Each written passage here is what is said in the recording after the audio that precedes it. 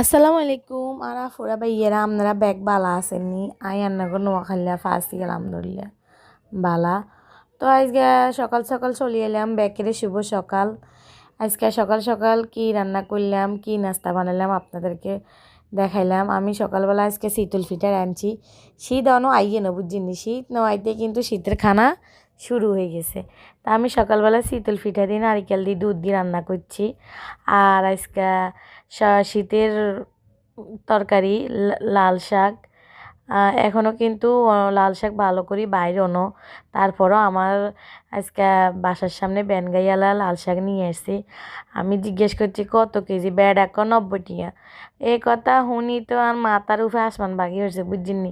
কি কইতাম দুঃখের কথা, কোনায় আনের 20 টিয়া 30 টিয়া কেজি আসিল, আর লাল শাকের কেজি 90 টিয়া। শীত নয়তে শীতের তরকারির বেগি দাম কারো উড়ি গেছে। তার কিরি এম বুঝিনি খাইতে মন চাইছে, তার কি করার। তো লইছি বেটার তো 1 কেজি রুই মাছ দিয়ে একটা সুন্দর করে রান্না করছি। তো আর কি কমু, এই তো এখন দুপুরবেলা খাইতেও বসে গেছি। আর যে বহুত খিদে লাগছে বুঝিনি, বহুত কাম করছি। সকাল ধরেই ভাত খাইতাম হাই না, আঙ্গ নোয়া খাইলে আবার ভাত না খাইলে চলে না, ভাতে হয়েছে শান্তি।